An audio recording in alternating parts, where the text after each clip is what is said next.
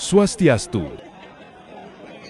Siat Sambuk biasanya dilaksanakan sehari sebelum Hari Raya Nyepi, yaitu tradisi siat serabut kelapa yang dibakar. Tradisi ini telah dilaksanakan di beberapa daerah. Salah satu desa yang melaksanakannya yaitu Petang Badung.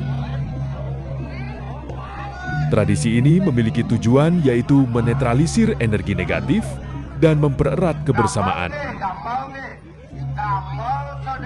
Prosesi ini dibagi menjadi dua kelompok berlawanan arah.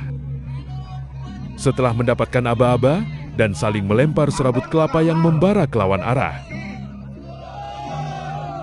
Makna utamanya yaitu simbolis, pembakaran hawa nafsu, manusia, dan upaya penolak bala agar lingkungan desa bersih dari hal-hal negatif.